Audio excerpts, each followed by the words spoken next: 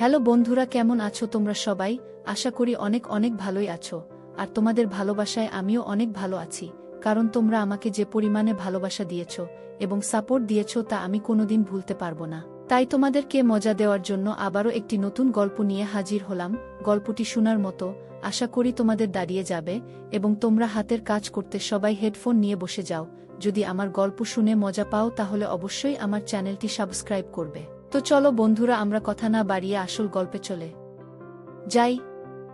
আমার দাদু বাড়ির পিছনের একটা খারাপ ঘরে অসুস্থ মহিলাদের পাঠাতেন, আর 10 দিন পর তারা সুস্থ হয়ে বেরিয়ে আসত।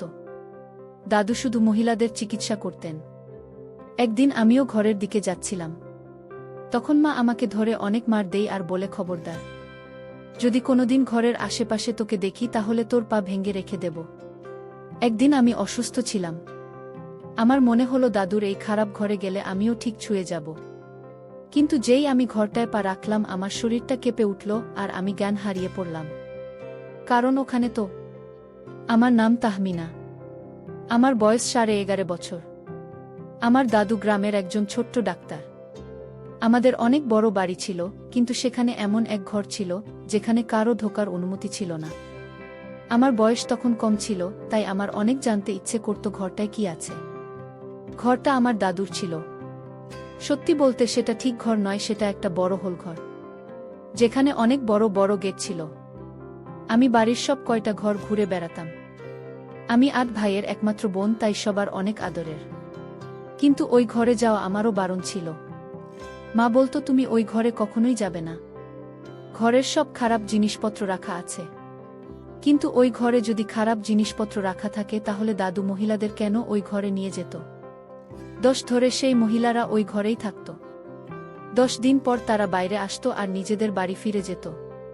তাদের খাবার পানি সব ঘরে পৌঁছে দেওয়া হতো। আমি ভাবি, ওই ঘরে যদি কিছু নাই থাকে তাহলে মহিলারা এক ঘরে থাকতে চায়।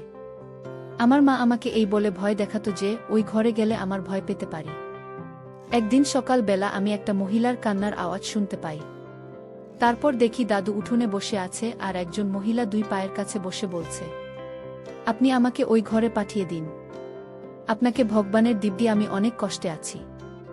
আমার আর কিচ্ছু চাই না। আমার দাদু বলে, মা তুমি ব্যাপারটা বোঝার চেষ্টা করো। তোমাকে আমি ওখানে যেতে বারণ করছি না, শুধু বলছি 10 দিন পরে যেতে। সে বলে, আমি এখন অনুমতি পেয়েছি। পরের 10 দিন আমি অনুমতি নাও পেতে পারি, কারণ আমার বাড়িতে অতিথি আসার কথা আছে। তারা এসে 8 দিন আমার বাড়িতে থাকবে। তাই আপনাকে অনুরোধ করছি, আমাকে এখন ওই ঘরটায় যেতে দিন। আমি বাড়ির ভিতরে ছিলাম, কিন্তু আমি সব কথা শুনতে পাচ্ছিলাম। আমি লুকিয়ে লুকিয়ে তাদেরকে দেখছিলাম। তারপর সেই মহিলা অনেক কাঁদতে থাকে। দাদু বলে, তুমি শান্ত হও, আমি দেখছি যদি ওই ঘরে তোমার জন্য জায়গা করা যায়। ঘরটা সব ভর্তি ছিল। অন্য অনেক মহিলারা সেখানে ছিল। তাই এই মহিলার জন্য জায়গা বের করা দাদুর জন্য মুশকিলই হবে। আমি ভাবতে থাকি যে ওই ঘরে কি এমন হয় যে এত মহিলা সেখানে যায়? এমন সময় আমার মাথার পিছনে হালকা করে কেউ মারা দেয়। আমি পিছনে ঘুরে দেখি আমার মা। মা বলে, তুই এখানে কি করছিস? তোকে বারণ করছি না? আমি বললাম, আমি কিছু করছি না মা। মা আমাকে সব কিছুতে বাধা দিত, আর দাদার ঘরে কেন, সে তো সব জায়গায় যেত। কিন্তু মা আমাকে সব জায়গায় যেতে দিত না। সন্তানদের স্বভাব এটাই যে কাজটা তাদের করতে বারণ করা হয়, সেই কাজটাই তারা বেশি করে করতে চায়। আমিও জেদ ধরলাম যে ওই ঘরে কি হয় সেটা আমি জেনে ছাড়ব। একদিন আমার এক বন্ধু আমার বাড়িতে আসে আর বলে, আমি আজ সারাদিন তোর বাড়িতে থাকব আর তোর সাথে খেলব। আমি তাকে জিজ্ঞেস করলাম, সে আমার বাড়িতে আসার অনুমতি কি করে পেল? তার মা বাবা তো তাকে কোথাও একা ছাড়ে না। সে বলে, তার মা বাড়িতে নেই। তিনি 10 দিনের জন্য বাইরে গেছেন চিকিৎসা করাতে, আর তার বাবাও সকালে কাজে বেরিয়ে যায়, তাই সুযোগ বুঝে এখানে চলে আসবে। আমি বললাম, তাহলে তোর মা নিশ্চয়ই আমার বাড়িতে এসেছে। সে বলে, আমার মা তোর বাড়িতে কেন আসবে? সে তো শহরের বাইরে গেছে চিকিৎসা করাতে। আমি বললাম, তোকে ওরা মিথ্যে বলেছে। এই গ্রামে যারাই 10 দিনের জন্য বাইরে বেরোয় চিকিৎসা করাতে তারা সবাই আমার বাড়িতে আসে। আমার দাদু তাদের চিকিৎসা করে। ওই ঘরটা দেখছিস? ওই ঘরের সব মহিলারা 10 দিন ধরে বন্ধ থাকে। তাদের জলখাবার আর বাকি যা জিনিসপত্র প্রয়োজন সব ঘরে পৌঁছে দেওয়া হয়। সে বলে, তাহলে আমি এখনই আমার মায়ের সাথে দেখা করতে চাই। আমার তার কথা খুব মনে পড়ছে। আমি বলি এত সৌভাগ্য আমাদের নয়, ঘরের সন্তানদের ঢোকা বারণ। সে বলে বারণ তো কি হয়েছে, আমরা কি সবাইকে জানিয়ে যাব নাকি? আমি বলি তা ঠিক, কিন্তু যদি ধরা পড়ে যায় তাহলে অনেক খারাপ হবে। সে বলল কিচ্ছু হবে না, আমাদের তো প্রাণে শেষ করে দিবে না। আমি আমার মায়ের সাথে দেখা করতে চাই আর তাকে জিজ্ঞেস করতে চাই তার কি এমন হয়েছে যার জন্য তাকে 10 দিনের জন্য বাড়ি ছেড়ে চলে যেতে হয়, ছোট ছোট ভাই বোনেদের আমার হাতে ছেড়ে দিয়ে সে কেন এখানে এসেছে? তুই আমাকে সাহায্য কর, আমি সারাদিন খেটে খেটে ক্লান্ত হয়ে গেছি। বন্ধুর কথা রাখতে আমি ঘরের দিকে গেলাম আর সিঁড়ি দিয়ে উঠে ভিতরে ঢোকার চেষ্টা করলাম। আমার বন্ধু সিঁড়ি ধরে নিচে দাঁড়িয়েছিল আর আমি সেই সিঁড়ি দিয়ে উঠছিলাম। উপরে উঠে যেই আমি ঘরের ভিতরে উকি দিতে যাচ্ছিলাম অমনি আমি এত আওয়াজের শব্দ পেলাম, চিৎকারটা আমার মায়ের। মা আমার বন্ধুকে চিকিৎসা করতে শুরু করে আর তাকে পারে ও মা সিঁড়িটা ধরে নাড়াতে থাকে আর আমাকে বলে এক্ষুনি নিচে নেমে যা। আমি পড়ে যাওয়ার ভয়ের সাথে সাথে নিচে নেমে এলাম। আমি বুঝতে পারছি না এবার আমি অনেক মার খাব, আর সেটাই হলো। মা আমাকে আর আমার বন্ধুকে অনেক মারে আর মারতে মারতে বলে, তোদের কি এমন দরকার পড়েছে এই ঘরে যে তোরা উকি দিছিস, কেন করছিস সেসব? মা আমার বন্ধু তাকে বাড়ি থেকে বের করে দিচ্ছে। বাবা বাড়ি আসার পর মা বাবাকে সব কথা বলে দিল আর বাবা মাকে বকা দিল। এমনটা আগে কখনো হয়নি। মা যখনই আমার নামে বাবার কাছে নালিশ করত, বাবা বলতো আমার মেয়েকে কেউ কিছু বলবে না, ওর সাথে অন্যায় মাপ করা হয়েছে, ও যা ইচ্ছে তাই করবে। কিন্তু আজ বাবাও আমাকে অনেক বকে বড় বড় চোখ করে বলে, তাহমিনা তুমি আর কোনো দিনও ঘরের দিকে যাবে না, যদি যাও তাহলে আমার থেকে খারাপ আর কেউ হবে না। যত মা বাবা আমাকে বারণ করছিল তত আমার জেদ ছিল। একদিন আমি ঘর থেকে আওয়াজের শব্দ শুনতে পাই। একজন মহিলা চিৎকার করে বলছিল, আমাকে এক্ষুনি বাইরে যেতে দিন, আমি ঘরে আর থাকতে পারছি না। আর দাদু আওয়াজ করে বলছিল, মা তোমাকে এই কাজটা করতেই হবে, তোমার জন্যে আমি আরও 4 জনকে এখানে আসতে বারণ করে দিয়েছি, এখন থেকে বেরোনো মুশকিল, এখানে অনেক কষ্টে জায়গা পাওয়া যায়, এখন তুমি নিজের মতো পরিবর্তন হতে পারো না। সেই মহিলাটি কাঁদতে শুরু করে। আমি ভাবি যে ওই ঘরে এসব কি হচ্ছে। একদিন রাত্রে আমি ঘুমোতে ঘুমোতে হঠাৎ উঠে আওয়াজ করতে থাকি। আমার আওয়াজ শুনে মা বাবা আমার ঘরে আসে। আমি মাকে ধরে কাঁদতে থাকি। বাবা জিজ্ঞেস করে ওর কি হয়েছে। মা বলে সারাদিন ওই ঘরের আশেপাশে ঘুরতে থাকে, উকি দিয়ে ভেতরে কিছু দেখে ফেলেছে হয়তো। মা বাবা 2 জনের চোখে আমি ভয় দেখতে পাই। বাবা বলে এমনটা হলে সেটা খুব খারাপ হবে, ও সারা জীবন ভয় থাকবে। আমি তখন ঘুমোচ্ছিলাম না, তাই ওদের সব কথা শুনতে পাচ্ছিলাম। আমি ভাবলাম ঘরে কি এমন আছে যেটা দেখে আমি সারা জীবন ভয়ে ভয়ে থাকব। তারপর আমার মনে হলো যে মা বাবা নিশ্চয়ই আমাকে ভয় দেখানোর জন্য এসব কথা বলছে। একদিন আমার শরীরটা অনেক খারাপ হয়। মা বলে আমি তোকে ওষুধ দিচ্ছি, এটা খেয়ে তুই ঠিক হয়ে যাবি। কিন্তু মায়ের ওষুধ খেয়েও আমার শরীর ঠিক হলো না।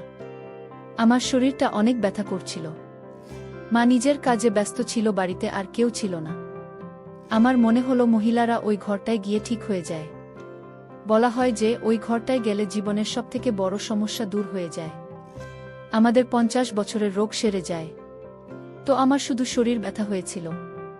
আমি যদি 1 ঘন্টা ওই ঘরে থাকি তাহলে আমি নিশ্চয়ই ঠিক হয়ে যাব। আমি এক ভালো বাহানা পেয়েছিলাম। কেউ যদি জিজ্ঞেস করে তাহলে আমি বলে দেব যে আমার শরীর খারাপ ছিল তাই আমি ওই ঘরে গিয়েছিলাম। ওই ঘরে ঢোকা অনেক সহজ ছিল, কারণ ঘরের দরজার উপরে এতটা জায়গা ছিল যেটা সহজেই ভিতরে ঢুকতে পারি। শুধু সমস্যা এটাই ছিল যে ওখানে ঢোকার আগেই কেউ না কেউ আমাকে দেখে ফেলত আর আমার সব প্ল্যান নষ্ট হয়ে যেত। কিন্তু আজ আমার মনে হচ্ছে মাঠ পুরো ফাঁকা। আজ আমাকে কেউ বাধা দেওয়ার নেই। বাবা বাড়িতে ছিল না, দাদু বাড়িতে ছিল না, বাড়ির বেশিরভাগ কাজের লোকেরা ছুটিতে ছিল। দুপুরবেলা ছিল, মা নিজের কাজ শেষ করে একটু ঘুমোতে গিয়েছিল। আমার কাছে এটাই সুবর্ণ সুযোগ ঘরের ভিতরে ঢোকার। আমি সেটাকে গেটের কাছে রেখে সেটা দিয়ে উঠে সহজেই দরজার ওপারে চলে গেলাম। আমি এখন ঘরের ভিতরে দাঁড়িয়ে আছি। দরজার সামনে কিছু কাপড় ছিল। আমি যখন সেই কাপড় সরালাম তখন ভেতরটা অনেক অন্ধকার দেখলাম। এখন দিনের বেলা আমার মনে হলো এই ঘরে আমি ছাড়াও আরও কেউ আছে। আমি আশেপাশে দেখতে থাকলাম কোথায় লাইট আছে। ঘরটা অনেক বড় ছিল। অন্য ঘরগুলোর সাথে তুলনা করলে এই ঘরটা থেকে আরও 10 ঘর বানানো যাবে। এটাকে ঠিক ঘর বলা চলে না, এটা একটা বড় হোলের মতন। একটা অনেক খারাপ গন্ধ আসছিল। আমি নাক বন্ধ করে চলছিলাম। আমি লাইটের সুইচ খুঁজলাম। আর শেষমেশ আমি সেটা খুঁজে পেলাম। 4-5টা সুইচ অন করার পর পুরো ঘরটা আলোকিত হয়ে গেল। আমার মনে আছে ঘরটাতে গম রাখা হতো, কিন্তু এখনও কি সেগুলো সরানো হয়নি যে এত খারাপ গন্ধ আসছে। যে আমি লাইট অন করলাম উনি আমার হাত পা কেঁপে উঠল। কারণ যে দৃশ্যটা আমি দেখলাম সেটা কোনো 11.5 বছরের সন্তানের কাছে একটা ভয়ঙ্কর দৃশ্য। ওই ঘরে কিছু মানুষ লাইন নিয়ে পড়েছিল। 5 থেকে 6টি একদিকে আর বাকিরা অন্য দিকে। কিন্তু এই মানুষগুলো মুখটা মেয়েদের মতন ছিল। ওর শরীরটা গরুর মতন। আমি ভয় পেয়ে আওয়াজ করতে থাকলাম। ওরা সব একসাথে বলতে থাকলো, ভয় পেও না, কিচ্ছু হবে না, তুমি এত ভয় পাচ্ছ কেন? আমি ওখানেই জ্ঞান হারিয়ে ফেললাম। যখন আমার জ্ঞান আসে তখন আমি আমার ঘরে শুয়েছিলাম। আমার মা আমার মাথার কাছে বসে কাঁদছিল আর বাবার সাথে ঝগড়া করছিল। বলছিল, কেন তোমার বাবা এই সব কাজ করে? এখন আর সেই দিনকাল নেই, সেই দিনকাল পেরিয়ে গেছে। আজকাল এসব কেউ করে নাকি? বাড়িতে সব জিনিস আগে তো সন্তানদের মতের দিকে চলে যাবে। সন্তানদের তো এটাই স্বভাব, যেটা ওদেরকে করতে বারণ করা হবে ওরা সেটাই করবে। ওর কি দোষ? দেখো কি রকম ভয় পেয়ে গেছে আমার মেয়েটা। যদিও হার্টফেল হয়ে যেত তখন কি হতো? ওখানেই শেষ হয়ে পড়ে থাকত। ডাক্তারদের কাছে নিয়ে যাওয়ার আগে ও শেষ হয়ে যেত। তোমার বাবাকে বারণ করো বাড়িতে এসব বন্ধ করতে। এসব পুরনো পদ্ধতি ছাড়তে বলো। আজকালকার দিনে কেউ এসব করে না। যদি আমার মেয়ের কিছু হয়ে যেত তাহলে আমি কাউকে ক্ষমা করতাম না। আমরা সবাই ওকে বলেছিলাম যে ঘরটায় কিছু নেই, শুধু গম রাখা আছে, কিন্তু ও তো এই বাড়িতেই থাকে। বাবা বলে ও এখন অতটাও ছোট নেই। 6 বছর পর ওর 18 বছর বয়স হয়ে যাবে। মা বলে আমার মেয়ের জীবন আমার কাছে সবথেকে বেশি দামি। আমি আর এই বাড়িতে সব কাজ করতে দেব না। বন্ধ করো এই সব বাবার কাজ। এই বয়সেই সব করার কোনো দরকার নেই। কাল যদি কারো কিছু হয়ে যায় তাহলে তার দায় আমাদের উপর এসে পড়বে। আমি ভয়ে ভয়ে উঠে বসলাম আর বলতে থাকলাম, আমি ওই ঘরে গরু দেখেছি, কিন্তু তাদের মুখটা মহিলাদের মতো ছিল। এসব কি হচ্ছে মা? আমি জানতে শুরু করলাম। মা আবার কাঁদতে শুরু করল। বাবাও অনেক চিন্তায় পড়ে গেল। 10 দিন আমি এভাবেই ভয়ে ভয়ে পার করি। আমার জ্বর আসে আর আমার শরীর অনেক খারাপ হয়ে যায়। এমনকি আমাকে হাসপাতালে ভর্তি করতে হয়। আমার মা বাবা আমার অনেক যত্ন করে 4 দিন হাসপাতালে থাকার পর আমি একটু অসুস্থ হলাম। তারপর আমাকে বাড়ি নিয়ে আসা হলো। একদিন আমার মা বাবা আর দাদু আমার ঘরে এসে বলে, তুমি ওই ঘরে যা দেখেছিলে সেই ব্যাপারে তোমাকে সব বলতে এসেছি। আমরা তোমাকে ওই ঘরেই জন্য যেতে বারণ করতাম, কারণ আমরা জানতাম তুমি এসব দেখে ভয় পেয়ে যাবে। আর সেটাই হলো। আমি দাদাকে জিজ্ঞেস করলাম, ওই ঘরে ওগুলো কি ছিল? আমাকে সব খুলে বলুন, না হলে আমি পাগল হয়ে যাব। দাদু বলে, এটা একটা অনেক পুরনো পদ্ধতি। তুমি যেটা দেখেছ সেটা এক ধরনের চিকিৎসা করার পদ্ধতি। ঘরে কোনো গুরু ছিল না, সবাই মহিলা। এই ধরনের চিকিৎসায় এমন একজন রোগীকে আনা হয় যার অনেক পুরনো কোনো রোগ আছে, যে বেশ কয়েক বছর ধরে তার চিকিৎসা করাচ্ছে, কিন্তু ঠিক হচ্ছে না। তাকে একটা পশুর চামড়া শরীরে 10 দিন একটা ঘরে পড়ে থাকতে হয়। এই কাজটা একেবারেই সহজ নয়। 10 দিন ধরে একটা পশুর চামড়া নিজের শরীরে দিয়ে রাখা। ওই চামড়া থেকে থেকে খারাপ গন্ধ আসে, যেটা তাকে সহ্য করতে হয়। তাকে খাবারও অনেক কম দেওয়া হয়। এটা করা কঠিন। আজকাল লোকেরা এসব খুব একটা করে না। আগেকার দিনের লোকেরা করত, কিন্তু কেউ যদি একবার ওই 10 দিন পার করে ফেলতে পারে তাহলে ধরে নাও তার পুনর্জন্ম হয়, তার সব রোগ সেরে যায়। তাই আমি রোগীদের দিয়ে এটা করাই। এটা আমার শিখা একটা অনেক পুরনো পদ্ধতি। এতে লাভ অনেক হয়। যখন কোনো মানুষ গলা অবধি পশুর চামড়া পরে বসে থাকে তখন সে সত্যিই অনেক অদ্ভুত দেখায়। তাই তোমাকে ওই ঘরে কেউ যেতে দিত না। সন্তানদের এই দৃশ্যটা দেখা ঠিক নয়। তুমি আমাদের পরিবারের শেষ সন্তান, কিন্তু তুমি এখন বড় হয়ে গেছ। আমরা ভেবেছিলাম তোমাকে একবার বোঝালেই তুমি বুঝবে, কিন্তু তুমি তো সবাইকে লুকিয়ে সেই ঘরে ঢুকে পড়লে। আমি এসব শুনে অবাক হয়ে গেলাম আর ভাবতে থাকলাম, সত্যিই কি এই পদ্ধতিতে কাজ হয়? দাদু বলে, হ্যাঁ, অনেক ভালো কাজ হয়, কিন্তু এটা করা একেবারেই সহজ নয়। মেয়েদের পক্ষে তো এটা আরোই কঠিন। এই চিকিৎসা আগে শুধু ছেলেদের উপর করা হতো, কারণ মেয়েদের পক্ষে 10 দিন ওইভাবেই বসে থাকা অনেক কঠিন। কিন্তু আমি মেয়েদেরকে দিয়েও এটা করাই। চিকিৎসা তো সবার জন্যই প্রয়োজন, তাহলে মেয়েরা কেন করবে না? আমি যখন জানতে পারলাম এটা একটা বড় চিকিৎসার পদ্ধতি, তখন আমার মন থেকে সব ভয় দূর হয়ে গেল। আমি একেবারে নরমাল হয়ে গেলাম। কিন্তু আমার মা বাবা দাদুকে বলে, আপনি আর এসব করবেন না। আমি সবাইকে বললাম যে আমি এখন একেবারে ঠিক হয়ে গেছি, তাই দাদুকে এই কাজটা করতে দেয়া হোক। এতে যদি লোকের ভালো হয় তাহলে এটা বন্ধ করা উচিত নয়। অনেকেই বছরের পর বছর শরীরে রোগ নিয়ে বেঁচে থাকে। তারা চিকিৎসা করায়, ওষুধ খায়, কিন্তু তাদের রোগ সারে না। তারা যদি এই পদ্ধতিতে সুস্থ হয়ে ওঠে তাহলে এটা বন্ধ করা একেবারেই উচিত নয়। কিন্তু বাবা বলে যে এই বাড়িতে আর এসব করা চলবে না। কাল যদি কোনো আত্মীয় বা কারো কোনো অতিথির সন্তান এই বাড়িতে আসে, তাদেরকে আমরা কি করে আটকে রাখব? এমনিতেই গ্রামের লোকেরা দাদুর নামে খারাপ কথা বলে। তারা বলে এই চিকিৎসা মেয়েদের জন্য নয়, আপনি মেয়েদেরকে দিয়ে এসব কেন করান? এর জন্য আমাদের কোনোদিন অনেক বড় সমস্যায় পড়তে হতে পারে। আর এই গ্রামের লোকজনেরা ভালো নয়, কিছু হলেই তারা মারপিট করতে নেমে পড়ে। তাই দাদু আমাদের কথা বুঝতে পারে, এসব করা বন্ধ করে দেয়। কিন্তু দাদু আমাকে এই চিকিৎসার পদ্ধতির ব্যাপারে সব কথা বলে, কিভাবে রোগীদের 10 দিন ঘরে শুইয়ে রাখতে হয়, তাদেরকে কি খাবার দিতে হয়, কতটা পানি দিতে হয়, কিভাবে এর ফলাফল পাওয়া যায়, সব আমাকে বলে আমার দাদু। আমাকে সব তথ্য দিয়ে যায়। আমি মেডিকেলের ছাত্রী হয়ে উঠি আর পাশ করে আমি ডাক্তার হই। দাদু আজ এই পৃথিবীতে নেই, কিন্তু ওনার বলে যাওয়া সব কথা আমি আমার ডায়েরিতে নোট করে রেখেছি।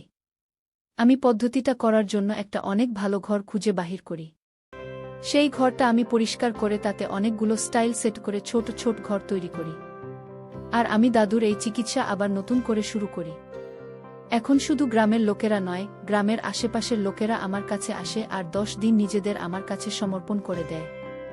আমি তাদেরকে দিয়েই কাজটা করাই আর এর জন্য টাকাও নিতাম। আর লোককে সাহায্য করতে হবে, কারণ যদি টাকা দেওয়ার ক্ষমতা না থাকতো তাদের কাছে আমি টাকা নিতাম না। আমি দেখে অবাক হয়ে যাই যে কাজটা বড় বড় ওষুধ করতে পারিনি সেটা এই পদ্ধতি সহজেই করে দেখায়। এটা করার পর সবাই আমাকে বলতো যে তারা অনেক সুস্থ বোধ করছে। আমার বাড়ির লোকেরা আমাকে এই কাজটা করতে অনেক বারণ করেছিল, কিন্তু আমি দাদুর এই চিকিৎসা পদ্ধতিতে এগিয়ে নিয়ে যেতে চাই। বাড়ির সবাই এর জন্য আমাকে সম্পত্তি থেকে বঞ্চিত করে। কিন্তু তারপর আমি জানতে পারি যে দাদু তার ভাগের সব সম্পত্তি আমার নামে করে দিয়েছেন। তার আরও 8 জন নাতি ছিল, কিন্তু তিনি হয়তো বুঝতে পেরেছিলেন যে আমি বড় হয়ে এই কাজটা করব, তাই সব আমার নামে করে দিয়েছেন। সেই টাকা দিয়ে আমি এই কাজটা আবার শুরু করি, আর এতে লোকের অনেক উপকার হয়। অনেকে এখনও এই পদ্ধতিকে খারাপ ভাবে, এটা নিয়ে খারাপ কথা বলে, কিন্তু দিনকাল পরিবর্তন হয়েছে, এখন আইন ও আমাকে আটকাতে পারবে না, কারণ এটা করা কোনো অপরাধ নয়। এর থেকেও আরও অনেক ভয়ঙ্কর চিকিৎসা পদ্ধতি আছে, এটা তো কিছুই নয়, সামান্য কিছু মাত্র। কিন্তু মজার ব্যাপার এটাই যে এই জিনিসটা দেখে আমি একদিন এত ভয় পেয়ে গিয়েছিলাম যে 9-10 দিন ধরে বিছানায় পড়েছিলাম, আর সেটাই আমার রোজগারের রাস্তা হয়ে উঠেছে। আর এটা আমাকে অনেক শান্তি দেয়। বন্ধুরা, আজকের ভিডিওটা এখানেই শেষ করলাম। অনেক কষ্ট করে ভিডিওটি আপনাদের জন্য বানিয়েছি।